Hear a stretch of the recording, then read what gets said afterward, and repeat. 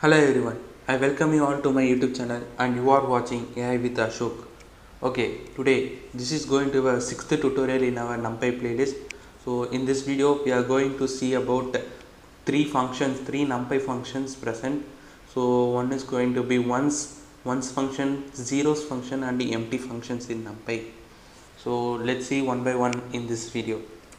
Okay, before going to it, we are going to import NumPy first. So for importing NumPy, import NumPy as np. So we have imported NumPy here. So for seeing NumPy ones, so NumPy.ones will create an array of ones with a desired shape which we are going to input as an argument. So we are going first we see the documentation of NumPy.ones. So this is the documentation. So numpy.ones will take a required argument. This is a necessary argument which is shape. So it will return a ones array with the desired shape, and this is a data type, and it will be a it can take any data like integer, float or complex. So it will have any data types, and then order C, so C type order, so it will fill in the base of row major. So by default it will fill in row major, but we can change it to column major also by replacing C with F, which is a Fortran order. So which is also mentioned here, and data type which is can be npdint. So but the default value is numpy.float64. This is going to be our default to 1. So this shape should be an int or sequence of ints. So we can represent it as a single int. A single int means it will be a single array.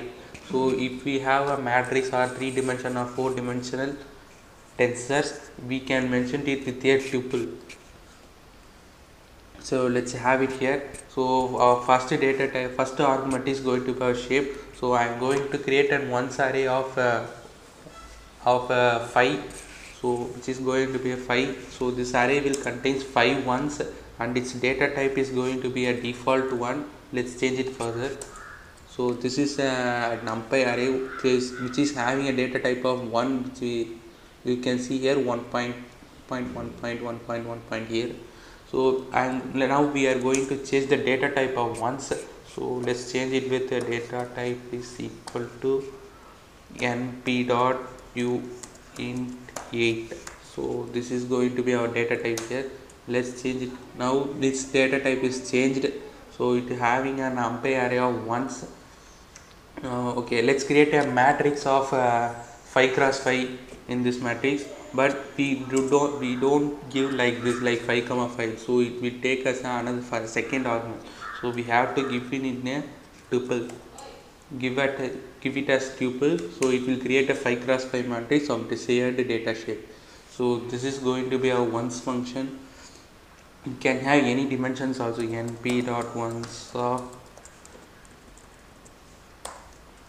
So our shape is going to be 3 comma 2 comma 4. So it will have a outer array will have 3 and then 2 and then 4, and it is going to return the numpy.ones, and we can also change the data type to np dot int 8 or int 64 also, based upon the another further operation with this np.ones. So these np.ones will be most helpful in when I have used this np.ones is when I do image processing for creating kernels for erosion and dilation. So for creating erosion and dilation matrix, I will use this np.ones. So it will create as the ones array, and then next we are going to see about the numpy.zeros. So it is similar to np.ones. The only difference is going to fill the values as 0. So that is going to be only difference, np.0. So let's see the documentation. So it will fill the shape with and filled with 0, that will be filled with 1, and it will have the same or other ends are same here. So we can create with the np.0 means it will create like this, and we can change the data type into np. int 8. So it is similar to the numpy.1s. So but the only difference is it will be here numpy.1s will fill the values as 1, but numpy.0s will fill the numpy as 0. And here we have the numpy.empty, but here the difference between numpy.1's zeros and the empty is the values are going to, the inner values are going to be changed, but all other structures and data types are going to be same. So we can create a numpy.empty.